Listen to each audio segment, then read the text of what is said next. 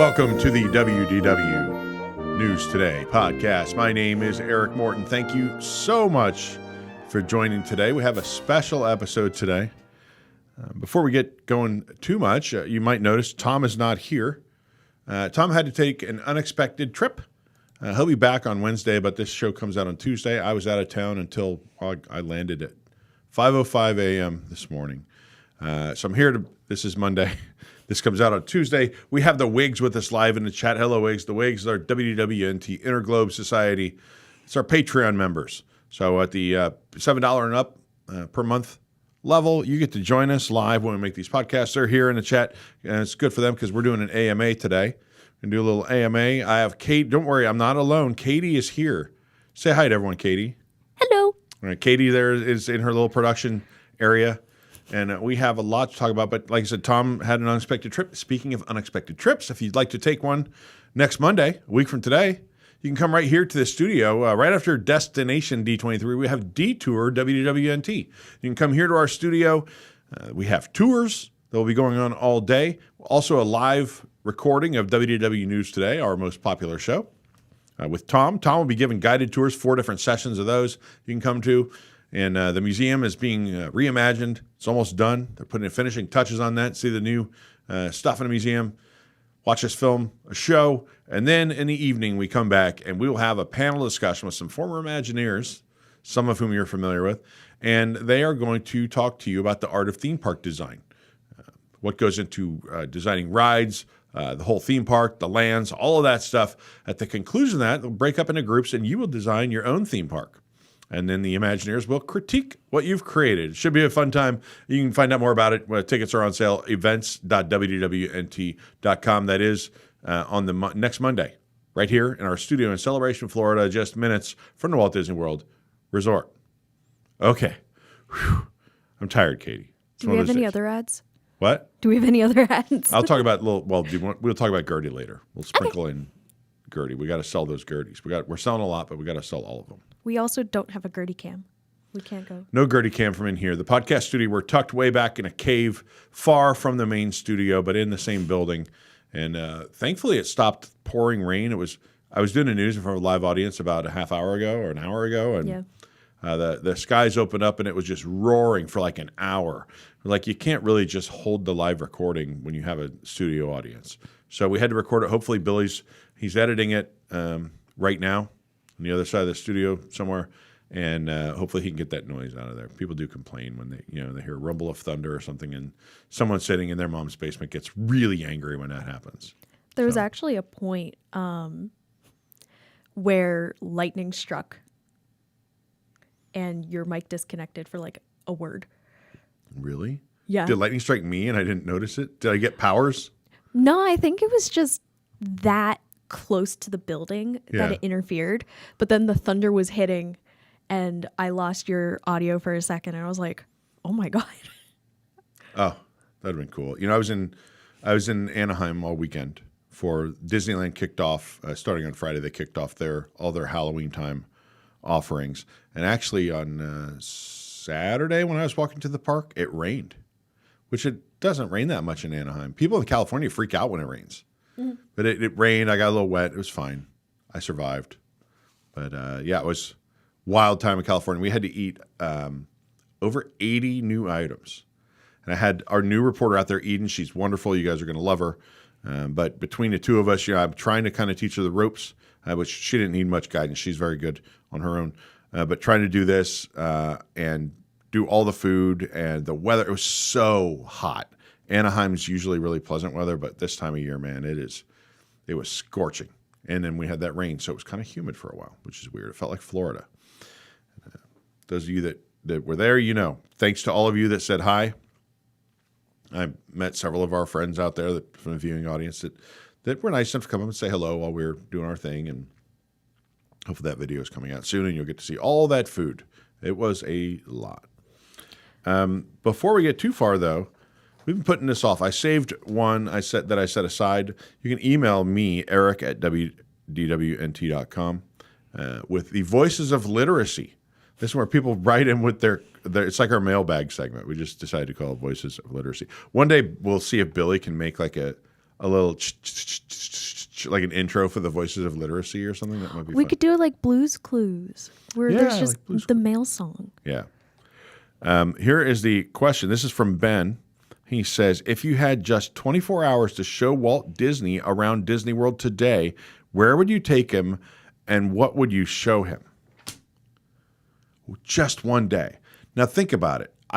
Does the man, is he literally just like coming back to life and he doesn't know what year it is? Am I going to have to go through all of the inventions and stuff so he understands like internet and cell phones and all this stuff? Or, do I have to bring him up to speed on that? By the way, I can stream all of your movies from the comfort of my living room, because I think that Walt would care about the legacy of the studio as much as he would care about the legacy of the theme parks.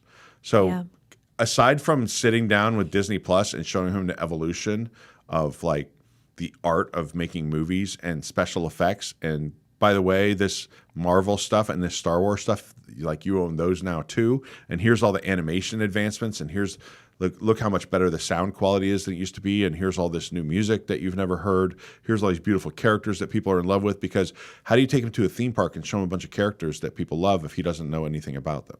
Right? Because the parks have a lot of IP in them now. Mm-hmm. And he's like, who's this rat? Who's this like Frozen chick? Like, do I have to guide him through that? Is that a thing? Or am I going to assume he knows all this stuff before? That would make sense.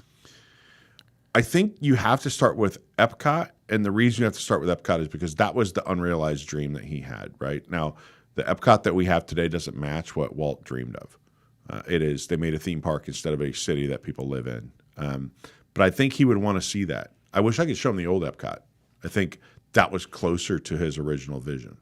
I wouldn't want to take him on a festival day when there's people puking in the bushes and drinking around the world and all that stuff. But I think he would love to see World Showcase. Even though the front of Epcot's a little lost its identity a little bit, there's still some really great moments in there. Living with the Land, that sort of edutainment feel that really I think you can trace back to that sort of the late, some of the late first generation Imagineers were involved in some of these attractions. So some of that to create that common like through line for him, and then take him and show him. I mean, do I take Walt Disney on Cosmic Rewind? What do you think, Katie? I think you'd have to, just because it is awesome and it's in his dream. Yeah. So I feel like you have to show him, like you have to show like where the IPs are. What you if I have get to him show sick? the story. There's never been anything like that, right? When in Walt's time, like no, there was nothing even close to that. The Matterhorn was like the wildest roller coaster in the world. Now we're talking about, spinning like these magnetic launches, all this music in the coaster. He would lose his mind. It'd be pretty cool. He'd probably get a kick out of it, actually, because he probably wouldn't realize what used to be there and kind of the serious nature of Epcot. Obviously, Spaceship Earth, he would love that. But I think World Showcase in general, he would really like that because that's a very, this introduction to cultures from around the world. And Walt Disney loved to travel. He loved to share stories from around the world. So I think it would be Epcot. I think I would spring for the Lightning Lane just to make sure that Walt and I didn't stand in line all day, even though that might be fun to talk to him while we wait in line. Well, especially since you only have one day, you want to maximize your time. Only one day. Wow. It's not enough. It's not enough. Have him ride with Jason, someone says. Don't have him ride with, who said that? Fat Test to Travel. Fat Test to Travel, there we go. Yeah, don't have him ride with Jason. It's good advice, but it's also mean. Jason will vomit, maybe onto Walt, and that would be bad. Oh, no. That would be a bad thing. So there we have it. I would take him to Epcot just so he could say he saw it. And then maybe we'd watch Disney Plus for 2 weeks so he understood what he saw. The Disney 100 short you would have to show. Yeah. Be good. All right, Katie, what do you want to do today? Well, I think we asked the WIGS to ask us anything. Right, the WIGS are here live. They asked us anything. They started with some questions. I have not seen these questions yet. You want to start, Katie? Do you have some questions written down from earlier? No, I just have the list. Okay. So our first question in here is from Michael B. If you could go back in time and stop one transaction happening at Walt Disney World, Why is it the closing of Horizons? But for real, what would be the one thing you would stop and why? One thing I would stop at Walt Disney World in a theme park. So I can't stop like the Fox acquisition that when Disney bought Fox or anything like that. It just says one transaction happening at Walt Disney World. If I could insert myself and stop a moment, like he mentions Horizons at Epcot. I think that's a big one. But I think the big one in the community, I think bigger than, for me, maybe Horizons, but I think the big one in the community is when closing Universe of Energy and a great movie ride at the same time. Because closing a great movie ride signaled this transformation of Hollywood studios from experiencing how movies are made and the history of movies to sort of like a choose your own adventure thing. Like they're like, oh, now you are the movie. I don't know what that means, but like, if I'm creating my own story, which is sort of the narrative there, if I'm creating my own story, why am I paying you?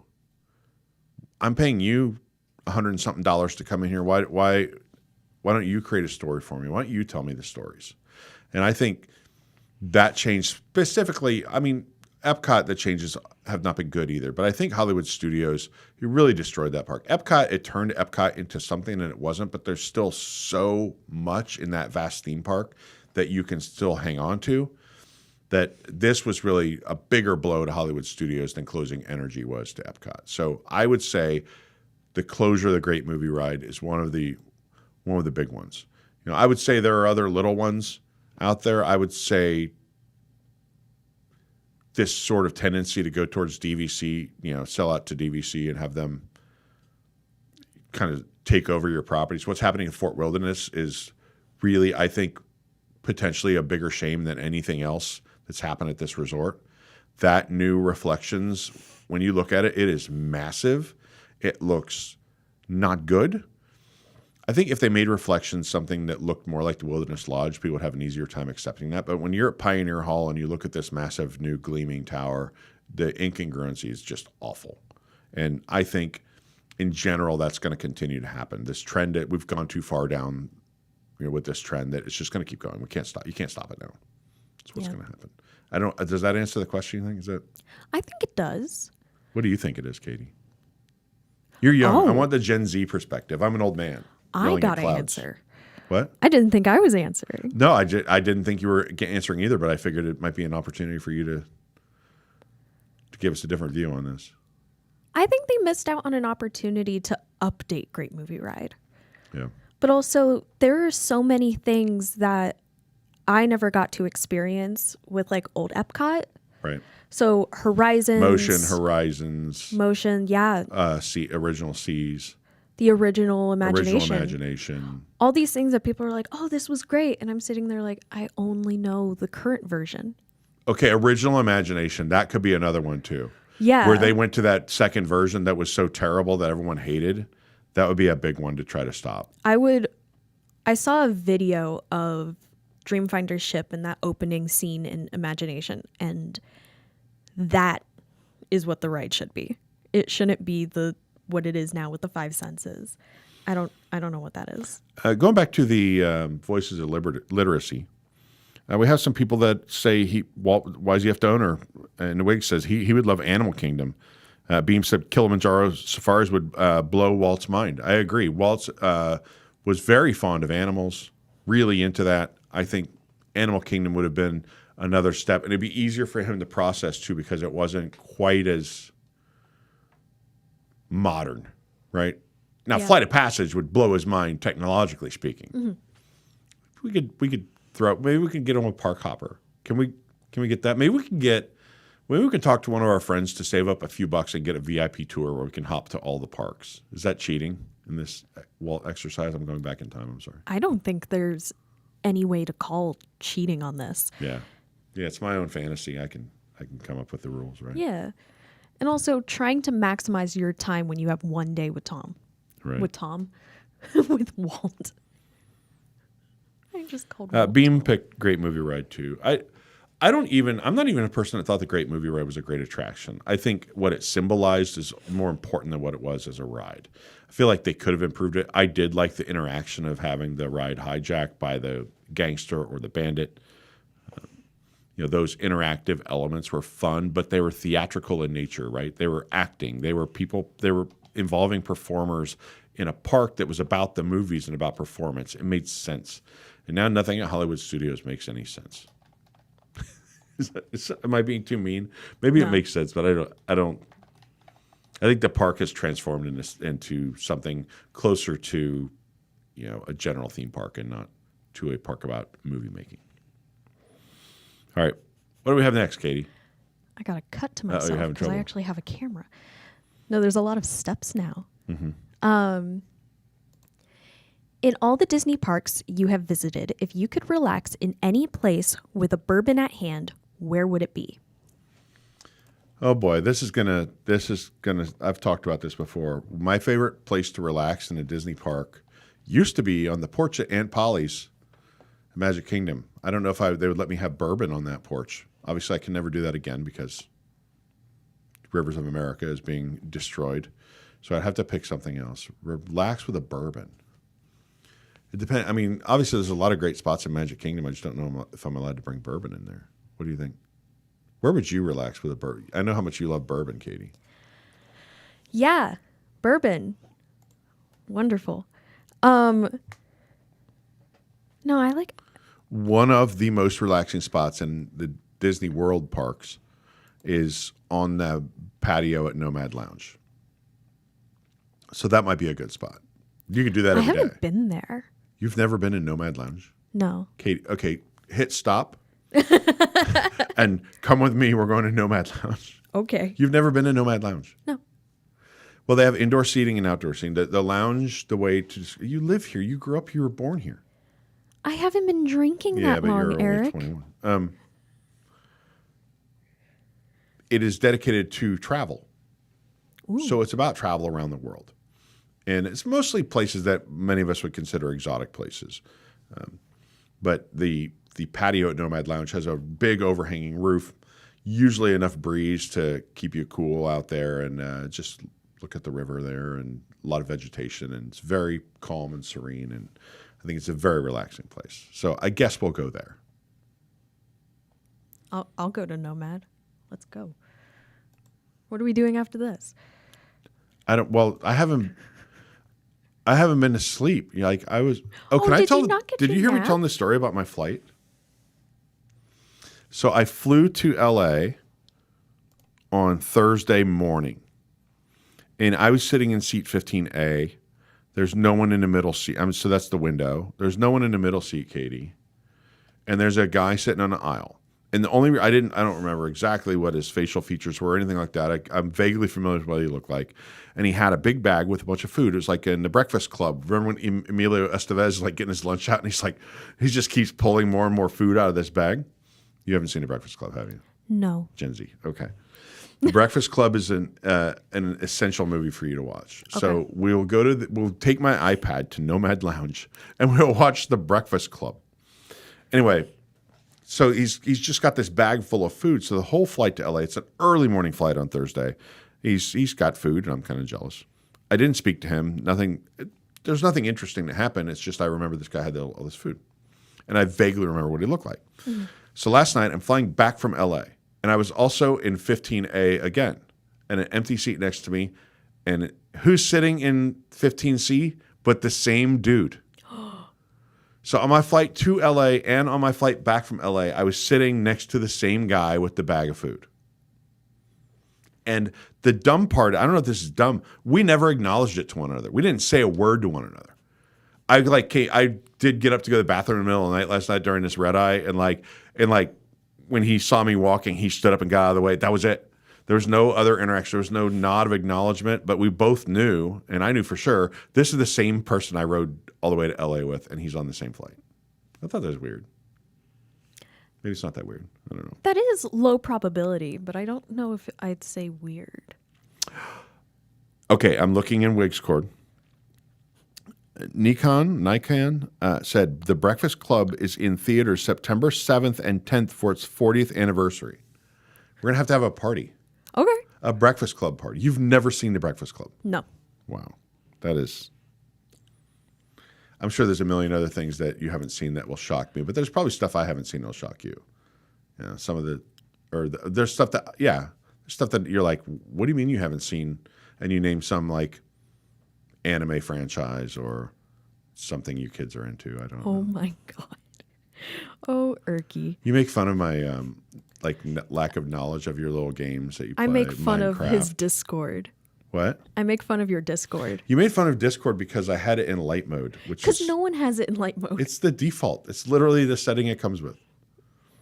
I just unpacked the iPad today, so I immediately, as soon as I downloaded Discord, I showed you that I put it in dark mode just so you wouldn't. Yeah, you did it in front of me to make sure.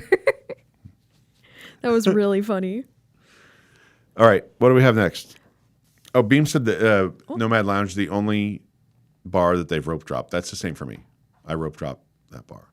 I rope dropped Hungry Bear at Disneyland the other day.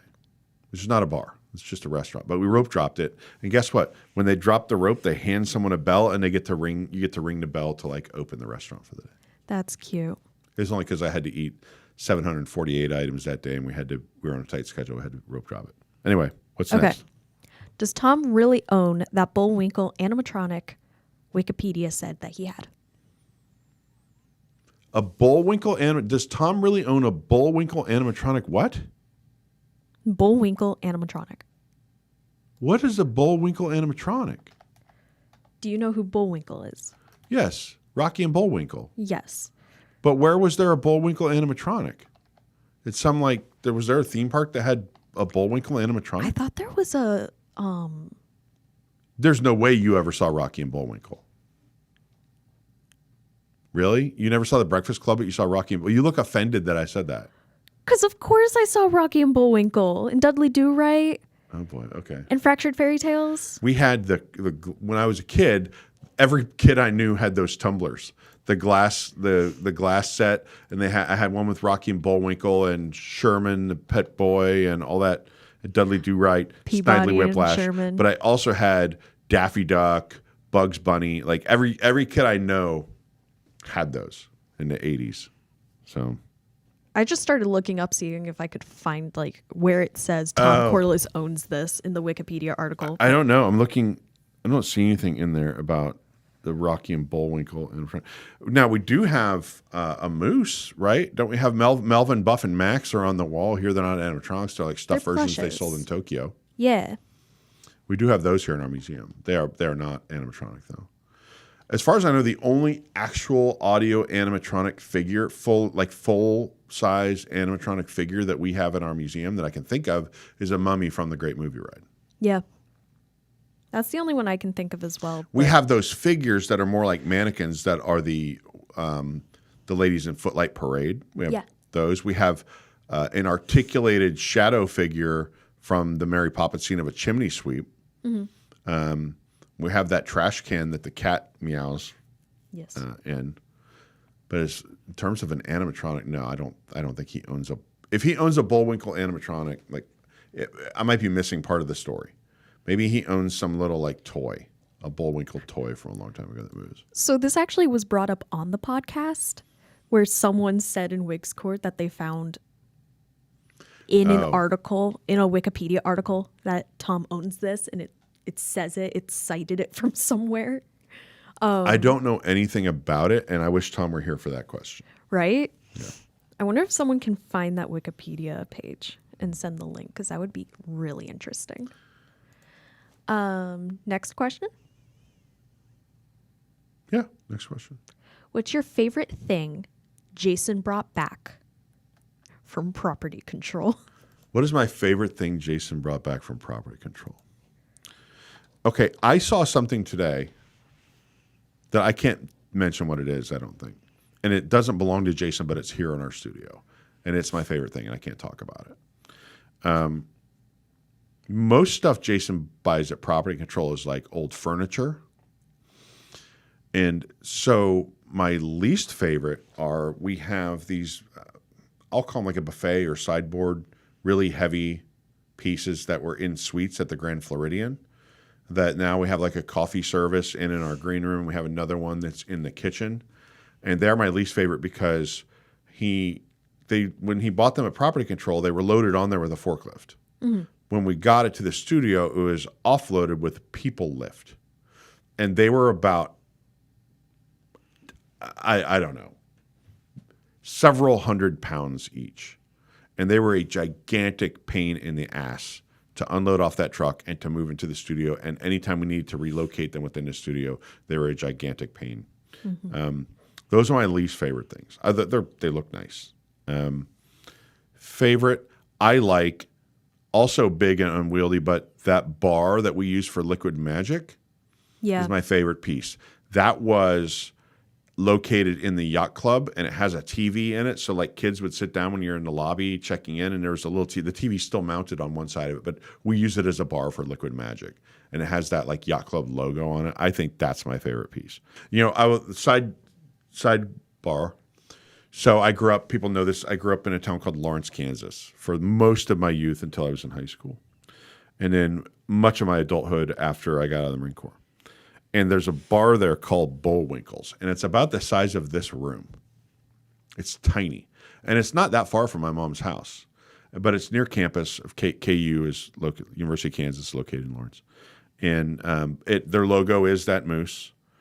And it's been there as far as I can tell, my whole life.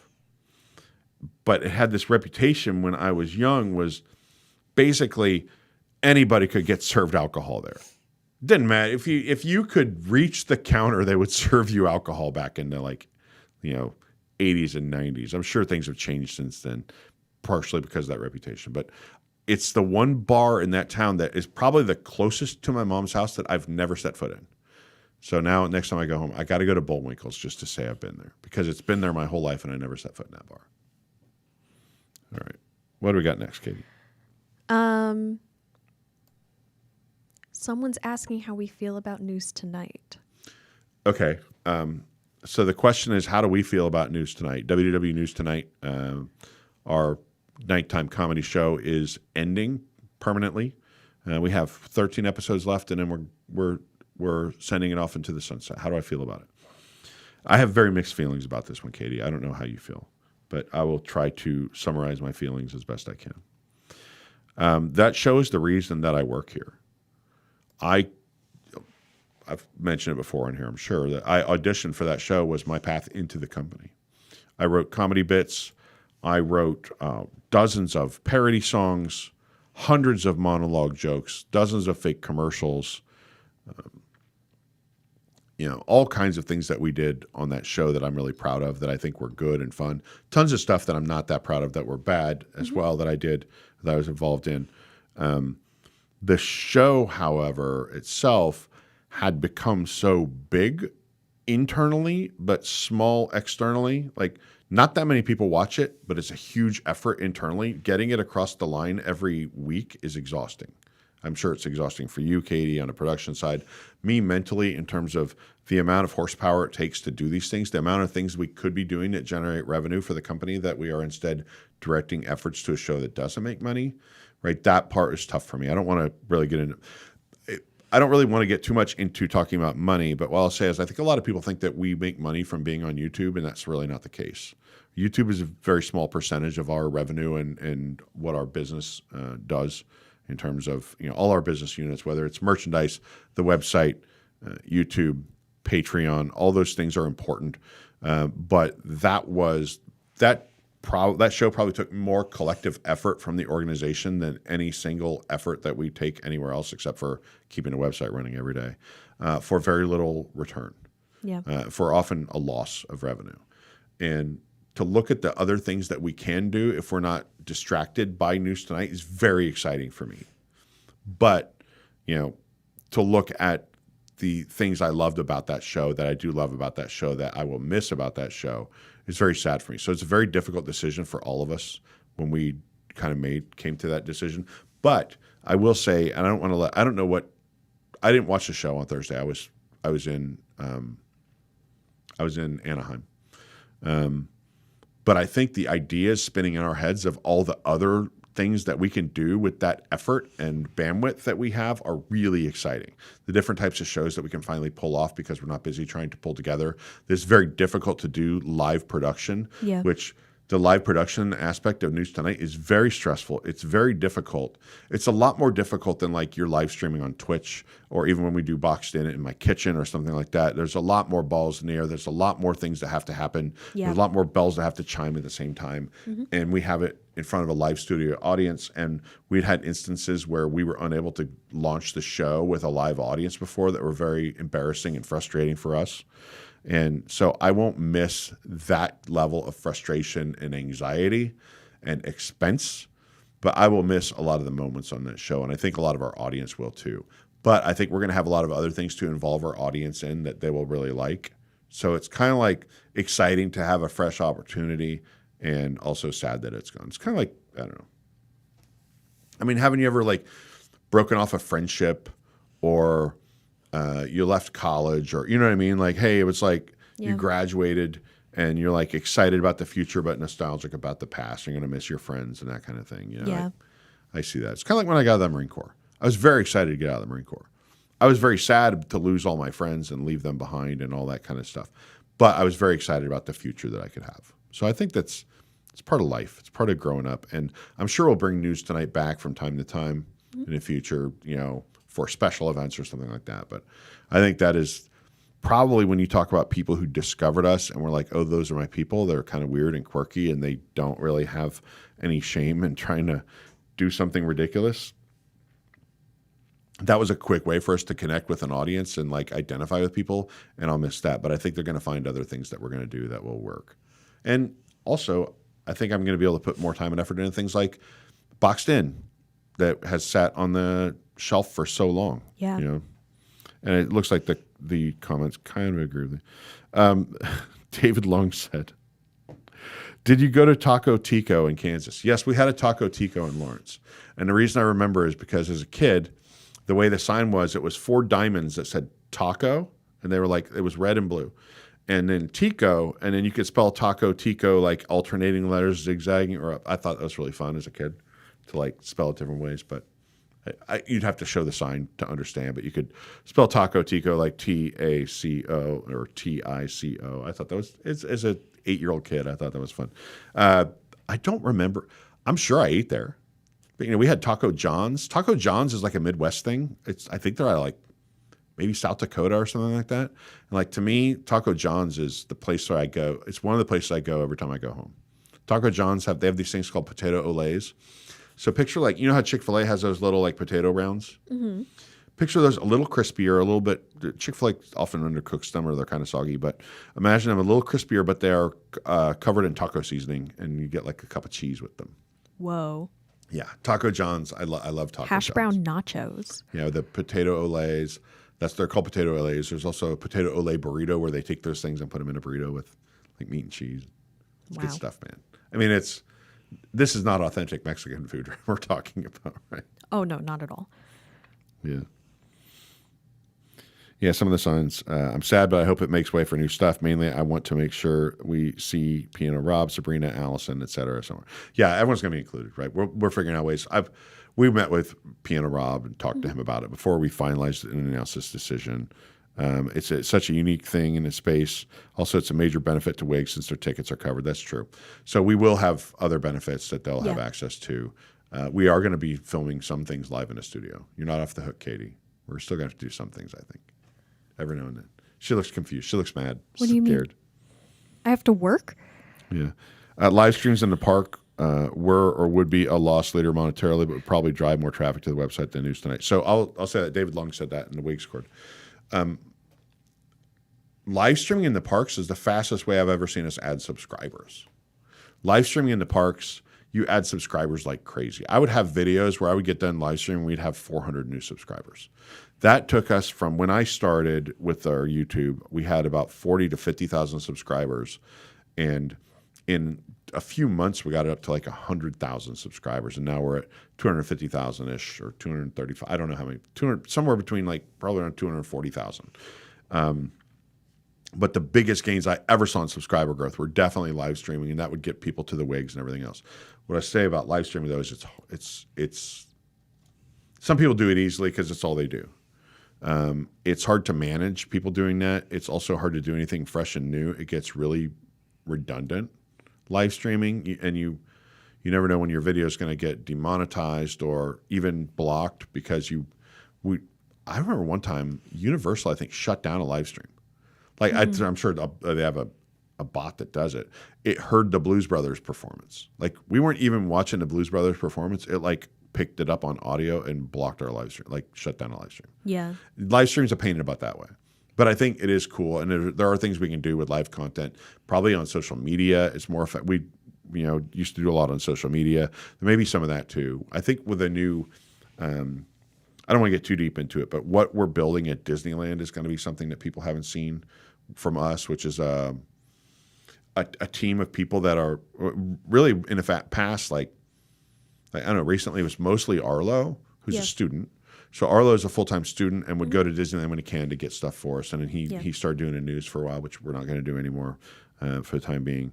And now I have sort of Arlo, and Chuck is out there now.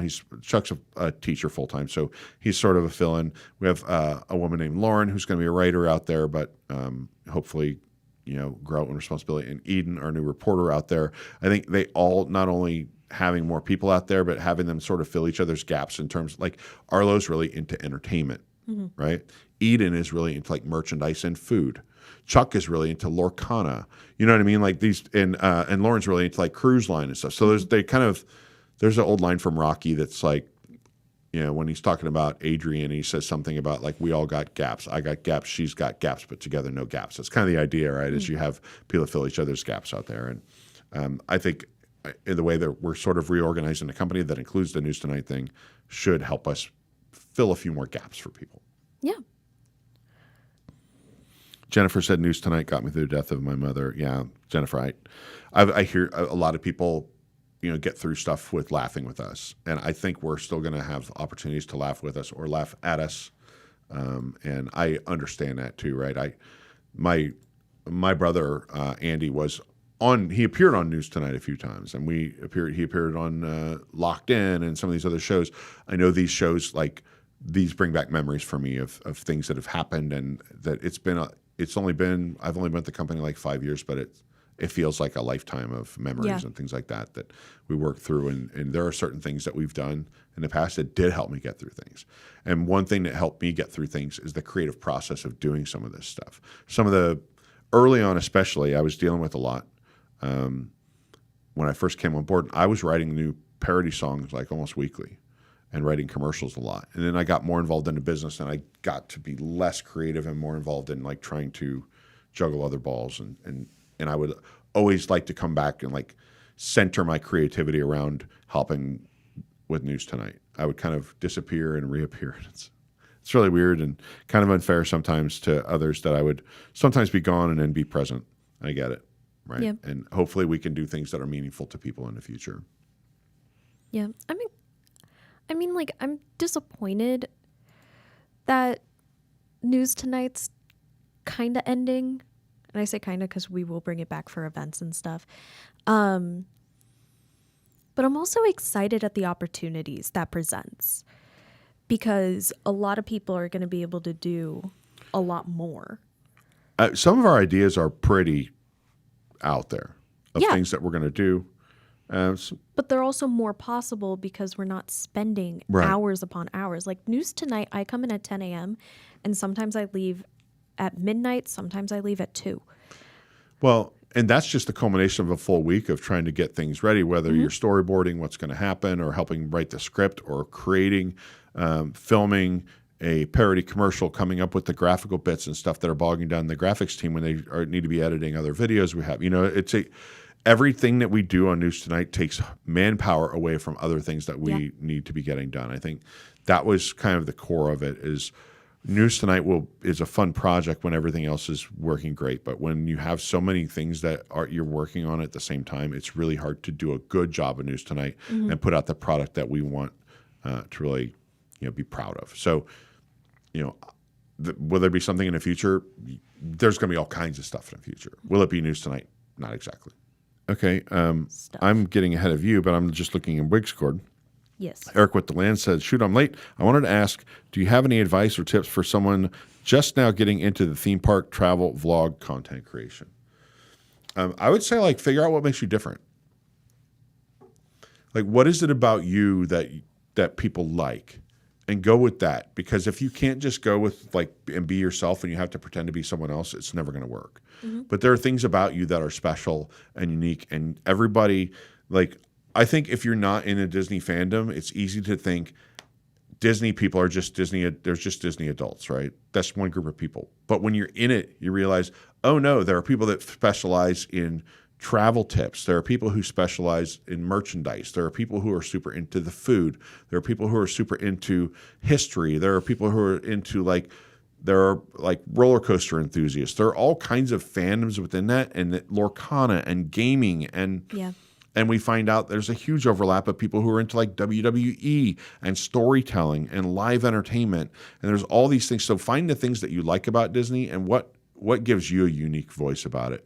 If you want to get in and just say you're going to be the person that kind of does what we do, where the main thrust of our business is built on finding new things and reporting on news in the parks, that is tough to stand out, right? We stand out because we've been doing it for a very long time, and we have people that are very good at it, have been doing it for a long time. If you're just starting out, what segment of that could differentiate you? Maybe you're really big in the Hollywood side of news around the Walt Disney Company, or maybe news about the gaming stuff. Maybe it is merchandise, but a specific, maybe it's jewelry, maybe it's, novelties. And how does that fit with your personality? Why would people want to watch? And I think people want to watch people that are genuine. I don't want to tune in and watch someone that just sounds fake all the time, or somebody that's just hopping around to whatever the next opportunity is to film something. I think I want people that are honest, and there's no value. You add no value. People say all the time, like, oh, you guys really keep it real, or you guys are honest. I think sometimes that has been like, you guys always say something sucks when it sucks, which admittedly has been true in the past. But I think the idea is my advice or my review of something is worthless if I go in just wanting to say something's the best thing ever. Yeah. And there's a lot of people out there, especially on TikTok, that are, hey, this is the best thing ever. The big things on TikTok are like, people reviewing food, and college program people pretending to be surprised when they get their assignment and like live stream and like opening up their email and going, oh my God, I'm going to retail. I'm going to cry.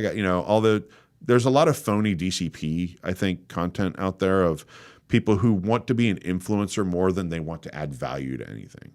So if you just want to be an influencer, there's a million ways to fake that. But if you want to be a genuine person that has lasting staying power in the community, I think you have to be yourself. Yeah. I think something that's also important is you have a format. Your videos have a style. Because those formats is how people will recognize your videos. Yeah. I think that's an area where we have a lot of room for improvement because, for instance, I'll go out and when I am going to do a food review, I'm like, let's say we're doing food and wine this week. Mm-hmm. What I would love is a really polished like intro B-roll of here's all these venues and here's people walking in and out of Epcot and here's the sign of the festival and all this stuff. The reality is what you get is a gritty version from us, which is like, here I am, we're at the first booth and it's this thing, let's eat. Because we're trying to get things out quickly, right? We're competing with people to get things out, but also we're competing with ourselves to like, hey, can we get this information out there to the public? Yeah. It's more important to our core audience to have the information than it is to have it to be cinematic. And I have friends, Hey Bricky is a great example. He's a one-man show. So he is very in touch with what he wants when he's filming something. Mm-hmm. So because he's his own editor, and because as an editor, he's his own talent, he knows what he wants to film and he knows how to construct the video up the front. He doesn't have to explain it to anybody and go through and critique it. And is this okay? No, that's not okay. Can you change this and change that? And he has very high standards cinematically of what he's doing. We're a little bit more run and gun, right? We're a little bit more like, how do we get this turned around quickly? Yeah. Because we have a bunch of people that are waiting for our review before they go to the festival to know what to buy and what not to buy. And I think there's room for all of that, right? There's room for all that in the community. And I would like to see some changes in certain ways that we do things, but the reality is the most important thing is getting it out. Yeah, Fat Tested Travel says the danger of live is you can accidentally capture something or say something and get banned or canceled. It's true. I've seen it happen to other people. I'm very self-conscious when I'm live streaming because a lot of people don't like that. A lot of people don't like someone walking through the park sticking a camera in their face. So People like, go ride this ride. I'm like, okay, I'll ride the ride, but now I'm standing in line. I'm just going to aim the camera like at a wall because I'm not going to put it into conversation with people in front of me. Arlo's great with news updates. That's Alicia Alone. Alicia Lalone. Alicia. I agree. Arlo's great. You're going to see a little bit less of Arlo right now because school is starting back up and his availability is a little bit limited. But yeah, I think he's at Disneyland for us today. Arlo's really into the entertainment side of things. So that's what he's passionate about. Parades, cavalcades, Phantasmic, fireworks, all that kind of stuff. That's where he's really strong. He's as knowledgeable as most people that are twice his age on this type of Disney content. Yeah. So Fat Test of Travel asked about Disneyland news today. It's going to be brought back to the Tom covered to the main show for a few reasons. Number one, availability and production value, right? We can control production value and availability of people to edit things and to film it right here. Usually Disneyland news moves slower than Disney World news. There's just less of it, right? There's only two parks. They're more traditional parks. So outside of the beginning of a festival or the beginning of a big new offering, Disneyland has less volume of news, which is why it was a weekly show. Mm-hmm. But what happens then is if you only have a weekly show, because there's not enough to do 3 shows a week on Disneyland, if you only have it weekly, then by the time you get to some of the biggest stories, it's gotten stale, right? Some news breaks on Monday and you're not releasing Disneyland news today till Saturday. You kind of miss the whole sizzle of the whole thing. So it makes more sense for us to put that in the silos of the Monday, Wednesday, Friday WDW News Today show where all the other parks are covered.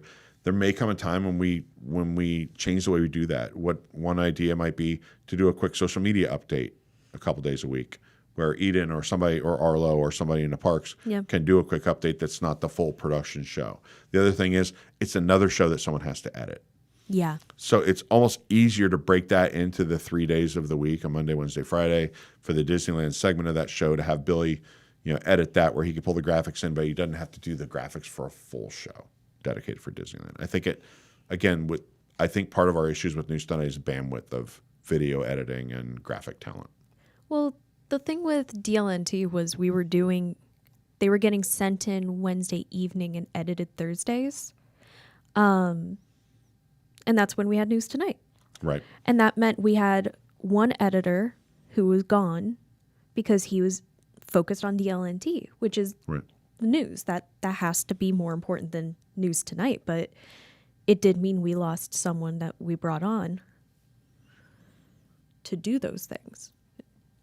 I felt bad for him. He didn't get to do a lot of the creative stuff anymore. Yeah. Yeah, Eric, with the land, he says that's really good advice. Thank you. Yeah, that's what I would tell you, right? Yeah. But all these things, I'm going back. Bricky's stuff appears well thought out before he starts. Yes. So I've watched his process. It's very impressive because it's very work intensive. He works with a lot of intention and passion. And so he stayed at my house a couple times, and he's writing his script for hours before he goes out and films.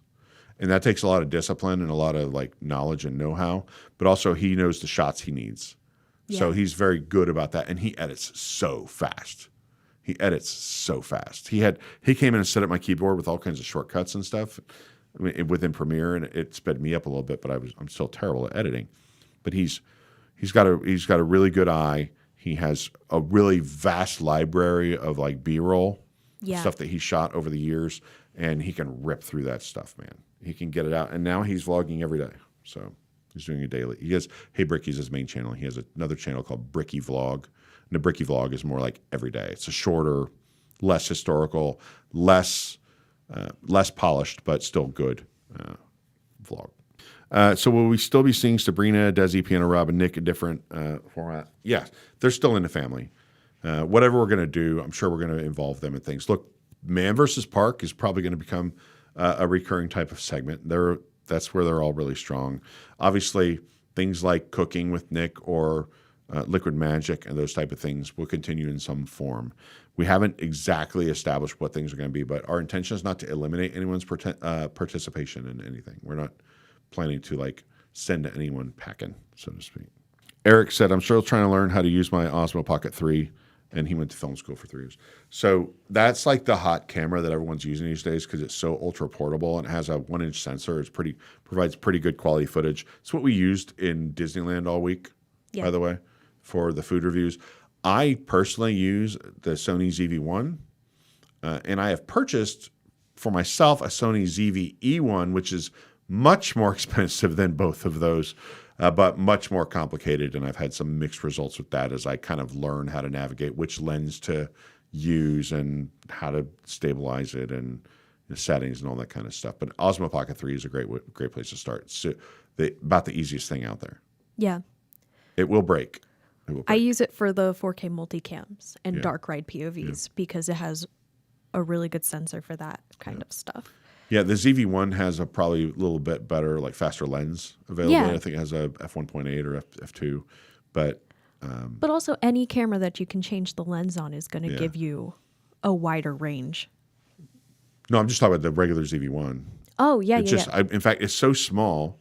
I mean, the Osmo is small, obviously, but I mean, it fit in the pocket of it, and the handle separately fit like in the front pocket of my backpack. Like no big deal. I didn't even notice they were there all week. I didn't even use them, but I had them in case I needed them. But I was kind of training Eden, and she is kind of a pro with that stuff already. She's figured it all out. Katie, what is your degree in, and what is your dream for the future? Oh, that's such a cool question. My degree's in film, so I went to school for sound, cameras, broadcast, mainly like narrative film, but we covered other things. I liked my producer class. I got to learn about scheduling and budgeting. But my dream's to be in the film industry. Yeah. That's where I want to end up. I don't really know how I'll get there, but something I like saying is like, there's no best cinematographer Oscar winner that was a woman. Huh. So I like telling people that I'm going to be the first.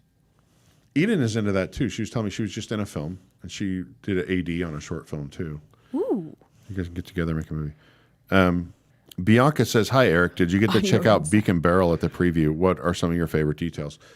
I didn't get to go, Bianca. I was in California. I think that's why Tom was here and I was in California, was so he could do Beak and Barrel. We have a reservation in a few days for 6 of us, so hopefully I'll get to check it out. It looks really cool. Very interested to see how this whole thing turns out. Which IP that hasn't already had a theme park attraction would you like to see get one? Oh, I know this. Then it says park agnostic. That doesn't have to be in a specific park. Is that what? Hercules. I want a Hercules. I want a Mount Olympus. A Hercules dark ride, but on maybe a boat ride. What do you think, Katie? I feel like a boat ride would be really cool. Yeah, Hercules boat ride, but you somehow go up to like Mount Olympus at some point and you plunge down to fight against the Titans. You know what I mean? You go through like the whole Hercules journey. It has, I think, one of the best soundtracks of any Disney animated feature ever.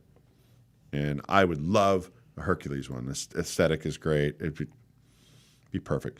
And I still say they should sell Air Hercs in the park. Remember the Air Herc like sandals? I think the cup, that should be a sipper. Yeah. Yeah, the cup should be a sipper. Or the old vase. Alicia asked, are you covering D23? Not me. Tom and Jason will be there.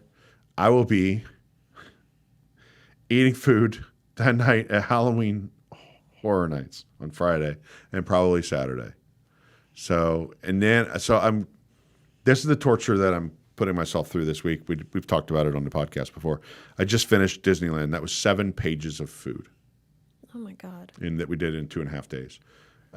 Then I flew home last night, landed this morning, 5 a.m. I'm here to do the news and now this. Hopefully I get tomorrow off. We'll see. Thursday, food and wine. I don't know how many new items there are for food and wine. There's usually between 55 and 70. Yeah. That will be mostly with Tom, I think. That's Thursday.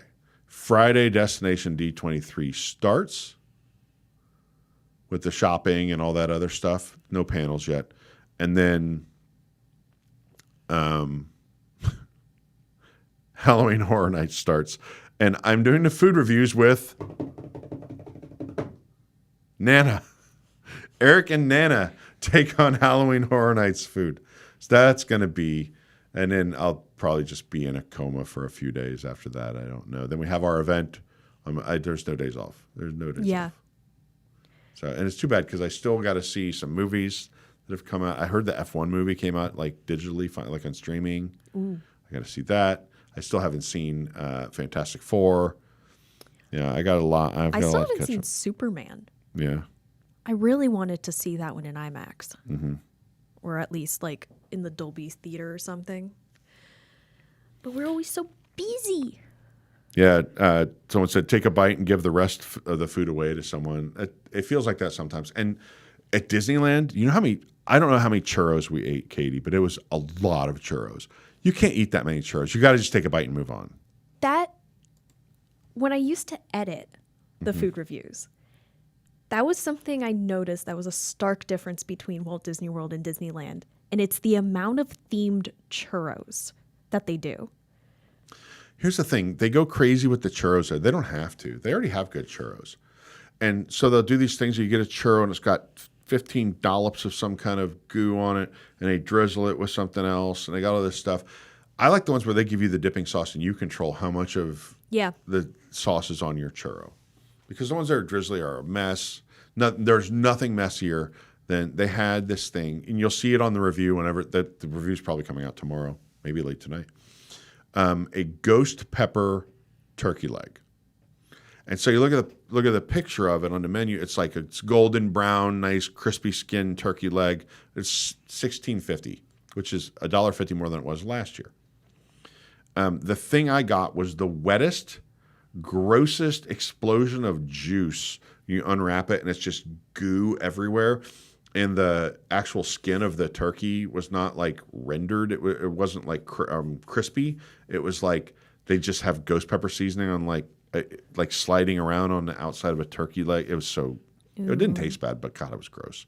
And that type of stuff, along with all the mess you get when it's either a churro with a bunch of crap all over it, or inevitably there will be some kind of drink where they do something to the rim of, maybe like a margarita or something like that with like something with a tahini rim or whatever, or sugar, and the glass is sticky and gross because they're in plastic cups that sweat. So all whatever's on the rim just forms all over outside the cup. It's just, I don't know how many times I went to the bathroom just to wash my hands at Disneyland, but it's more than 20. Just a lot of mess. Beam says, if Nana dislikes WDW food, she's going to hate Horror Nights food. Yeah, well, we'll see. We'll see. Yeah, I heard a lot of people like F1, the movie. I think F1's great. I got into F1 right before COVID, or right around COVID when the Drive to Survive came out, and then kind of got back out of it. Okay, next question. All right. And this one's more a funny question, just because we've been so serious. What was my favorite subject in school? No. What is more stressful? And this one's specifically for Eric. Being an active duty Marine or working for Tom? These are two completely different ways to exist. I think the thing you have to understand in the Marine Corps is you're so well trained, and so everything is like a response to what's happening around you that you don't really have time to be too stressed out. I thought the Marine Corps, generally speaking, was fun. My reasons for getting out of the Marine Corps were little stupid things, right? There's little stupid things that are a pain in the ass. But also my body was starting to really, my knees were getting really bad from all the running. I was sore all the time, and my hearing loss was pretty significant. In fact, if I wanted to reenlist, which they did offer me a really good sum of money and perks to reenlist, I probably would have failed the physical for reenlistment because of my hearing. But in terms of like were things stressful, is it stressful being in a place where there's things blowing up or people getting shot at or whatever? I don't think it was. I think you're just trained and you just react. Where here, I didn't go to bed and go, oh man, tomorrow this thing or that thing is due, so I got to do this. You just woke up and you dealt with whatever happened. So it's a different kind of stress, right? Me sleeping the night before, like going to California and being like, okay, do I have this prepped? Do I have a plan for if this happens? Do I have a plan for that? Like that's a different kind of stress, right? Yeah. It's a different kind of response. So my responses are not automatic. There's a lot more choose your own adventure and thinking pathway. Like in Marine Corps, you improvise, adapt, overcome. They're famous for that. But I think as a unit, you pretty much kind of have a good idea what you're doing. Now, I worked without getting too specific, I worked in a facility that gathered a lot of intelligence. Yeah. And so that could be very stressful trying to get things turned around. There are things that you have to do that have to go to very high levels very quickly, and you have to make decisions on, is this what I think it is all that kind of stuff. But still, you're kind of in a unit where you're kind of following a flow chart. So it's not, this is a lot more free flow, right? This is a lot more, can I figure out how to get to this place in this amount of time and cover this thing that Tom can't? Can I fly back at 5:05 in the morning and host the news, and then do the podcast and all this stuff and still do payroll and before I fall asleep today? Yeah. There's that kind of thing. I know that's supposed to be a lighthearted, funny question, but actually I feel like the stress of either job is not letting people down around you, right? Whether it's not letting your employees or fellow, or the boss down when they're counting on you to get something done, or not stepping up and helping your fellow Marines when something happens and not being there, or doing your job poorly, where obviously the stakes are higher there, right? We make, what Jack Nicholson say, we make mistakes and people die and all that. Like, it's a different type of stress. But I don't think, the stress isn't what got to me in that job. All the other stuff, the being treated as a second-class citizen because you're not married is a big thing, right? When you're a sergeant, you see some guy who's a private or PFC living in base housing with his wife and having a 3-bedroom place to live and never having to stand duty as much as you because you're single and they know they got you stuck in your crappy little barracks. That type of stuff.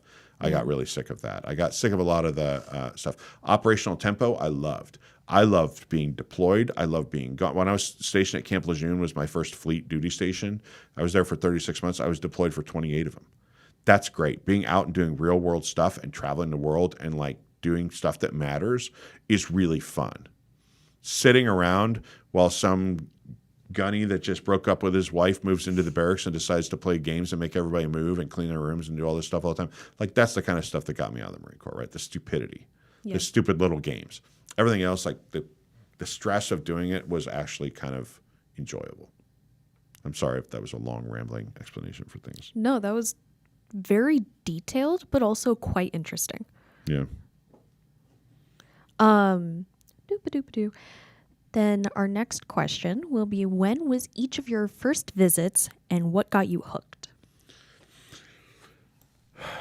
My first visit to Disneyland, I was 2 years old. And I don't want to say how old I am, but this was in the 70s.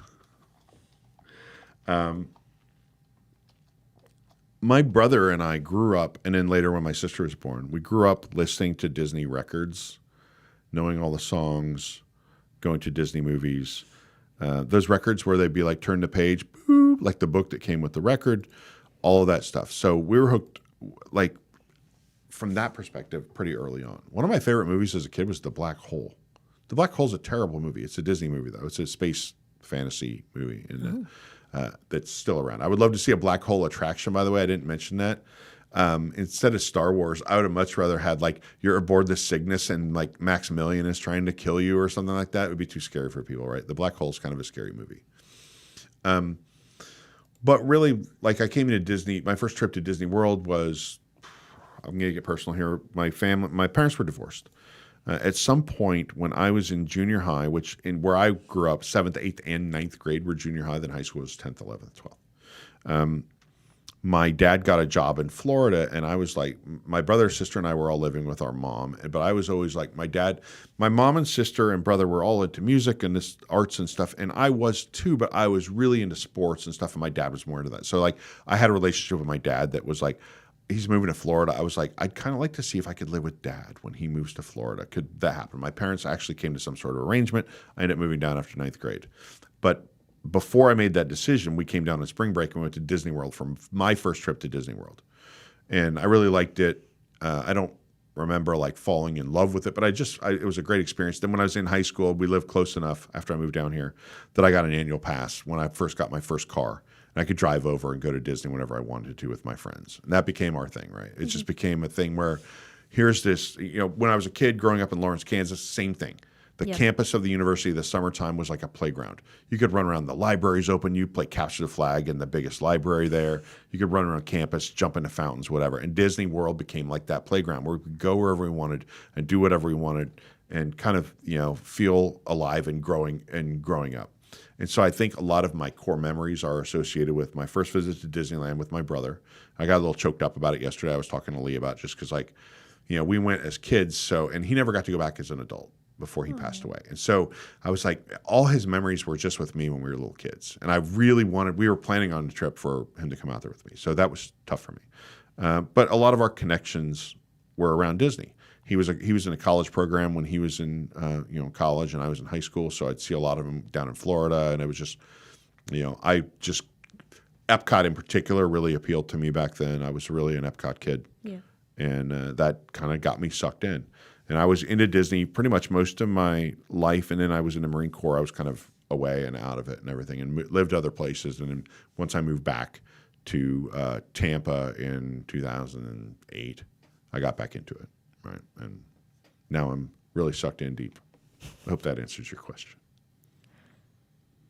I don't remember my first time.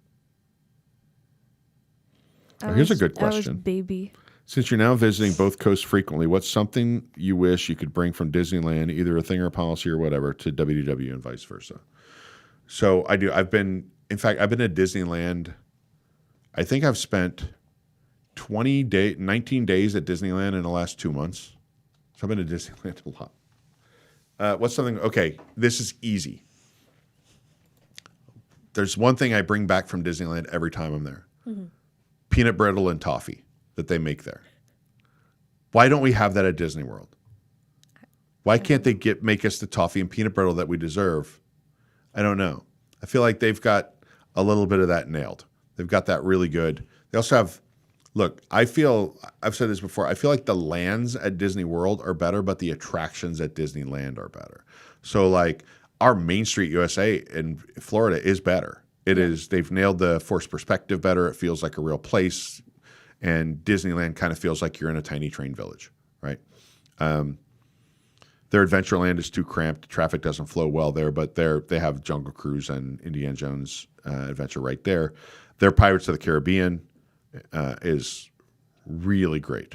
I love the Disneyland Pirates of the Caribbean. Their Haunted Mansion is essentially the same, except the stretching room you're really going down, which is cool. And we have an extra room in Florida that the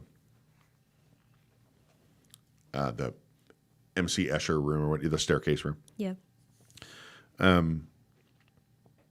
But their Haunted Mansion Holiday is really something else. And as much as I go to Disneyland, I hadn't seen it until like last year or the year before. Because every time I went to Disneyland was in May. I always went like in May or June or July. It's going to be May. And so I love that. And I love the way the entertainment works in their parks, which is you can pretty much do entertainment nonstop the moment the sun goes down. Yeah. Right here at Disney World, at the Magic Kingdom, you have Happily Ever After is the best fireworks show in the world, in my opinion. And you have now a nighttime parade, Starlight, which is fairly, I think most people would agree, was a little underwhelming compared to the expectations that everyone had of Starlight. Disneyland, you're so close right there at DCA. You can watch the 9 p.m. World of Color, go across the Esplanade and watch like a later version of Fantasmic, the fireworks, and Paint the Night, like all bang, bang, bang.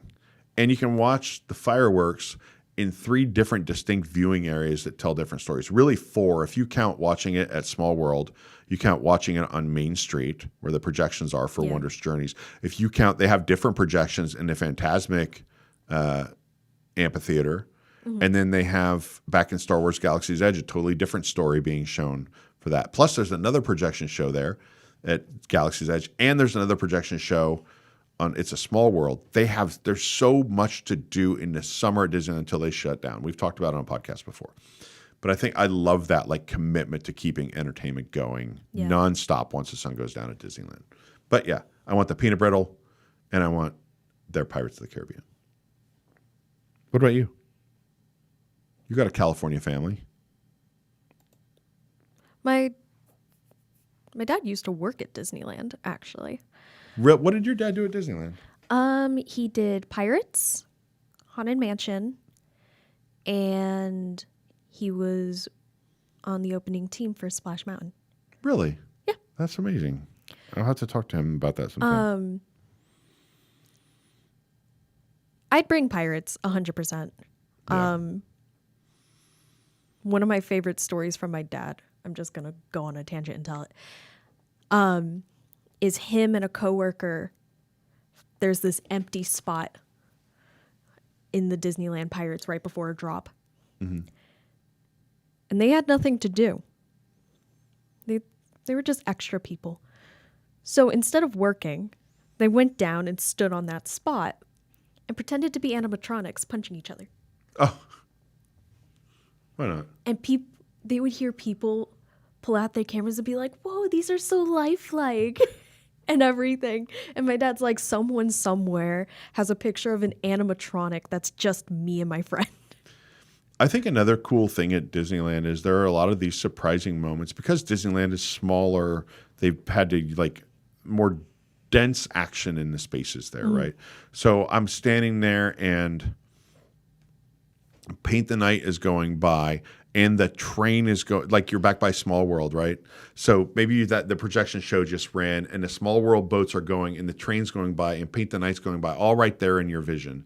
And then you could do the same thing down like by the submarines, where the submarines are going by and you see the monorail going by, and there's a lot of this sort of kinetic energy that they have. They don't have the people mover. That's a big loss for Disneyland.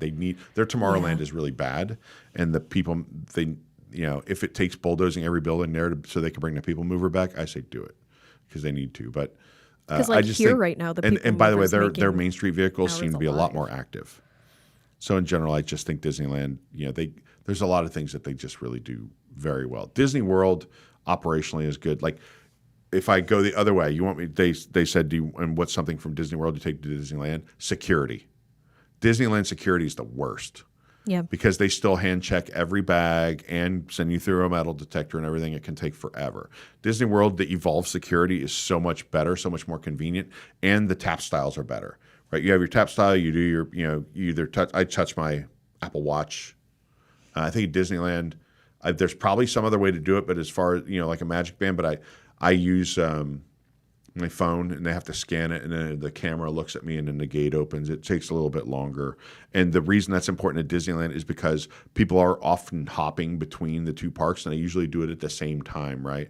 So Oogie Boogie Bash was going the other night, so all the people leaving DCA are lined up at Disneyland, and the line is going clear across the Esplanade, right? Because their tap styles seem to be a little bit more cumbersome than ours. And then security can get really out of control there too, because you think everybody's coming in to like, I don't know how many security checkpoints there are there. There aren't that many, but there are a few. There's some at the parking garages.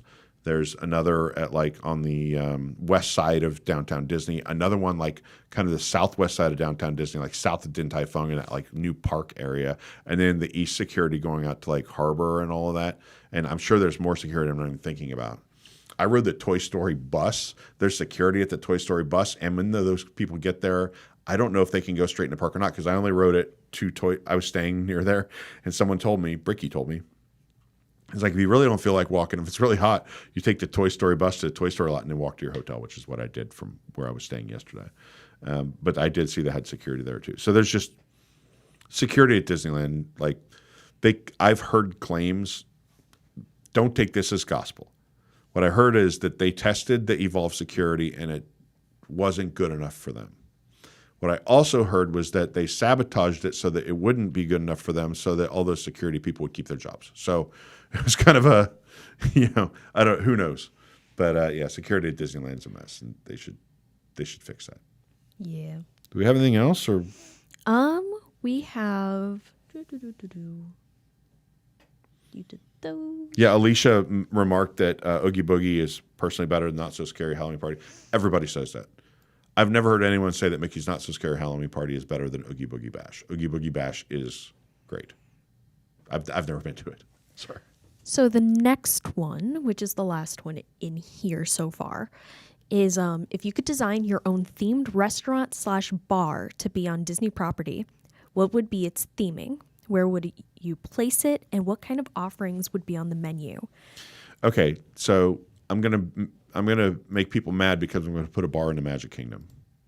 They're already putting a bar in the Magic Kingdom. They're putting one there now, but people get very upset. There's a certain group of people that get very upset about this thing. But I would put a like Mr. Winky's pub, like a Mr. Toad's Wild Ride pub, in back there near Fantasyland. Yes. And have the guy from the bartender would dress like Mr. Wink. The bartenders would dress like Mr. Winky, and we'd have a we can't have Mr. Toad's Wild Ride, but we could have Mr. Toad's Wild Tavern or something like that. I think that would be a lot of fun. It has the weasels, and you could have the weasels. You could make a lot of fun concoctions out of that, right? Because you can do things that are based on like England. Yeah. And you could do things that are based on like Mr. Toad himself. Then someone asked, if you were only going to do one hard ticket event at Walt Disney World, which would you do? And I'm going to say my answer, which is Jollywood. Oh, so one that really exists, not like not create my own hard ticket late event, but if I just went to one that exists, I would agree. I think Jollywood is my favorite. Hollywood Studios, I talked about it being sort of a broken park earlier. I think Jollywood brings back a lot of that spirit, that sort of that soul of old Hollywood and things like that. That I loved it. And the girls, all like Lee and Jill, and other friends of ours, they dressed up in their sort of vintage holiday attire, and it was a whole thing. I think Jollywood is, I think Jollywood is my favorite of the hard ticket events at Disney World.